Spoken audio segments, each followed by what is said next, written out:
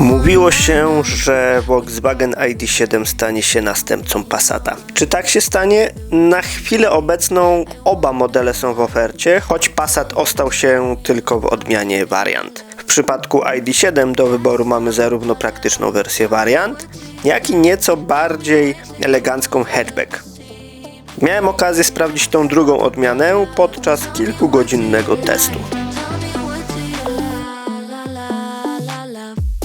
Modele z serii ID są na rynku od jakiegoś czasu, a pierwszy model z tej serii ID.3 doczekał się już pierwszego liftingu.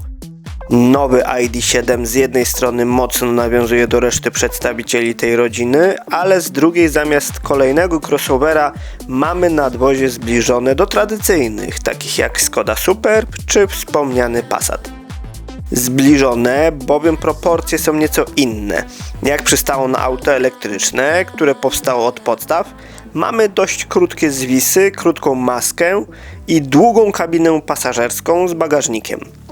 Aby nie być gołosłownym, nowy Volkswagen ID.7 mierzy 4961 mm długości, 1862 mm szerokości i 1536 mm wysokości. Rozstaw osi to 2971 mm.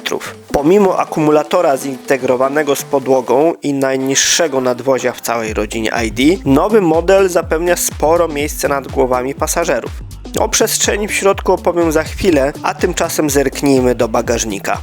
Przy okazji możemy jeszcze raz ocenić proporcje auta, które oczywiście nie każdemu przypadną do gustu. Jest również wielu takich, którym w ogóle nie podoba się stylistyka modeli z serii ID. No cóż, co kto lubi. Pod elektrycznie otwieraną tylną klapą kryje się bagażnik o pojemności do 532 litrów, który można powiększyć do 1586 litrów po złożeniu tylnej kanapy. Jak przystało na praktycznego Volkswagena, są haczyki na zakupy, pod podłogą znajdziemy sporo miejsca np. na kable do ładowania, a jeszcze niżej znalazło się dodatkowe miejsce np. na drobne przedmioty czy zestaw naprawczy.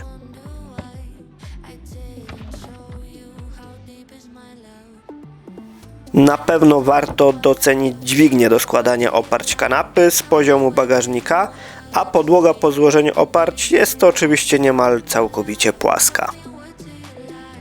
Swoją drogą wielu docenia nadwozia typu liftback za połączenie ładnej linii z wysoką funkcjonalnością i całkowicie się z nimi zgadzam.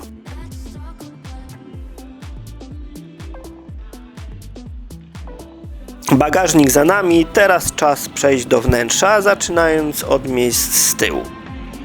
Podobnie jak w innych modelach z serii, z najmniejszym ID.3 włącznie, miejsca z tyłu nie brakuje, a inżynierom udało się maksymalnie wykorzystać zalety w pełni elektrycznej platformy.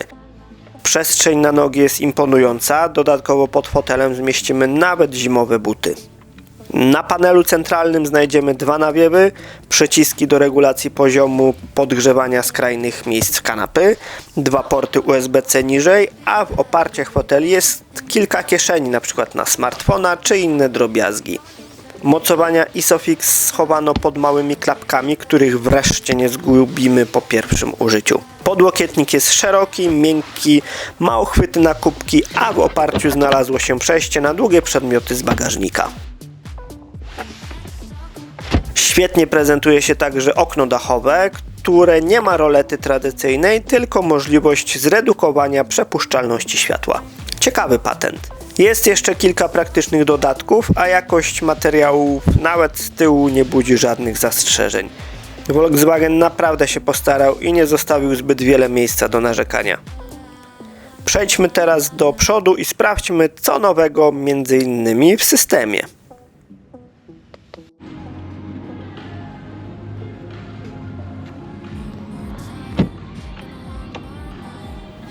Jeszcze szybki rzut oka na ilość miejsca z tyłu i siadamy za kierownicą. Po pierwsze, Volkswagen wreszcie przeprojektował i znacząco usprawnił system inforozrywki. Wyświetlacz dotykowy ma teraz aż 15 cali i świetnie reaguje na dotyk.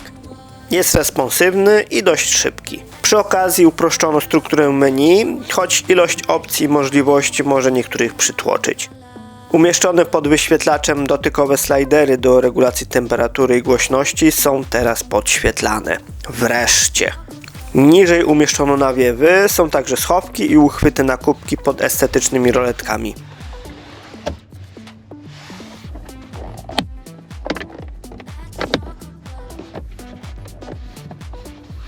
Schowek w podłokietniku jest bardzo głęboki, a niewielka półeczka pozwala na utrzymanie tam względnego porządku.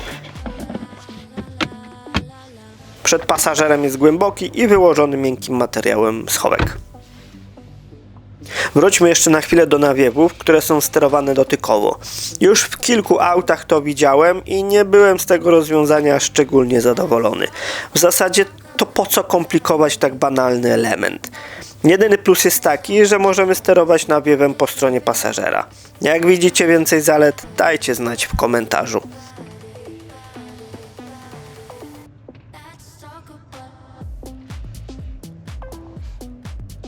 Przed kierowcą jest miniaturowy wyświetlacz, którego w zasadzie mogłoby w ogóle nie być, bowiem na szybie mamy czytelny head-up display z rozszerzoną rzeczywistością, który pokazuje kierunek jazdy przy uruchomionej nawigacji, prędkość i najważniejsze dane. Trochę szkoda, że nie zmieniono niezbyt wygodnego panelu do sterowania światłami i jeszcze bardziej denerwujących gładzików na kierownicy. Co ciekawe, nowy Passat ma już tradycyjne przyciski. Być może w ID.7 też wrócą normalniejsze rozwiązania.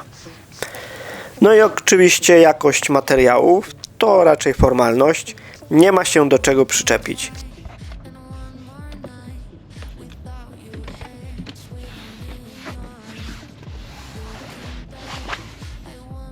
No dobrze, jeszcze krótki rzut oka na wnętrze, a teraz sprawdźmy, co kryje się pod maską.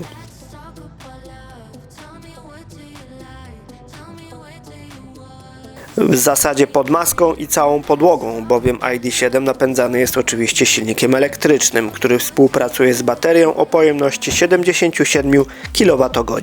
Auto korzysta z silnika elektrycznego o mocy 286 koni mechanicznych i momencie obrotowym 545 Nm. Napęd trafia na tylną oś, co może nieco niepokoić, ale prowadzenie jest całkowicie stabilne, spokojne i bez nagłych zrywów. Auto przyspiesza od 0 do 100 km na godzinę w 6,5 sekundy, a prędkość maksymalną ograniczono do 180 km na godzinę. Baterię o pojemności 77 kWh możemy naładować na stacjach szybkiego ładowania prądem stałym o mocy do 175 kW. Ruszajmy zatem w drogę na krótką wycieczkę. Od razu przyznam, że po pokonaniu kilkudziesięciu kilometrów głównie po mieście jestem bardzo pozytywnie zaskoczony zużyciem energii, a co za tym idzie zasięgiem auta. Gdy startowałem, bateria miała 99% naładowania, a komputer pokazywał zasięg nieco ponad 500 km. Po zużyciu 10% baterii zasięg wzrósł do prawie 530 km.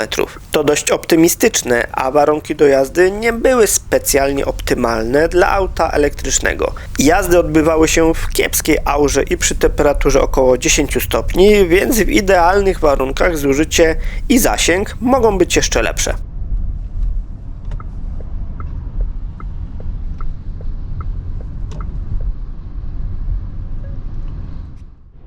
Wracając do zasięgu, po pokonaniu nieco ponad 30 km po mieście, głównie w korkach i kawałek po obwodnicy, średnie zużycie energii wynosiło 15,3 kWh na 100 km. Jak na tak duże auto, jazdę miejską, bez żadnych trybów eko, oszczędzania na ogrzewaniu czy klimatyzacji, to wynik jest co najmniej imponujący. A jak kształtują się ceny? Na chwilę obecną w cenniku widnieją dwie wersje do wyboru: Special Edition za 276 690 zł oraz Pro za 284 290 zł. W standardzie tej bogatszej wersji znajdziemy m.in. wyświetlacz head-up display z rozszerzoną rzeczywistością, system nawigacji Discover Pro z usługą Streaming and Internet, podgrzewane fotele przednie, instalację telefoniczną Comfort z funkcją ładowania indukcyjnego, reflektory LED, Park Assist Pro z asystentem parkowania i 19-calowe felgi aluminiowe. Oczywiście oferta Volkswagena jest bardzo szeroka i można jeszcze sporo wydać na gadżety, dodatki i pakiety. Dokupimy m.in. opcjonalny lakier w cenie od 3800 do 4620 zł, opcjonalne felgi od 1080 do 5330 zł, pakiet wnętrza Style Plus za 24 500 zł, pakiet Design Plus za 23 680 zł, czy też pompę ciepła za 5339 zł. Jak widać, cenę końcową można podnieść znacznie powyżej 300 000 zł. Przyszła pora na krótkie podsumowanie. Przyznam, że byłem raczej sceptycznie nastawiony do ID.7 i nie spodziewałem się wielu nowości i rewolucji względem np. ID.5, ale pozytywnie się rozczarowałem. Jazda jest bardzo przyjemna, przewidywalna, mocy nie brakuje, co jest oczywiste w przypadku elektryków. Jest ona dostarczana w sposób zdecydowany, ale liniowy i dość łagodny. ID.7 imponuje przede wszystkim zasięgiem i po krótkich jazdach testowych po Warszawie jestem bardzo ciekawy, jak auto spisze się podczas dłuższych testów, podróży w trasie i w jeszcze lepszych warunkach pogodowych. Dziękuję Wam za wspólną przejażdżkę nowym Volkswagenem ID.7 i postaram się dostarczać więcej materiałów z jazd testowych różnymi autami. W kolejce czeka jeszcze wiele ciekawych modeli. Zachęcam do komentowania i subskrybowania. Do zobaczenia. I didn't show you how deep is my love.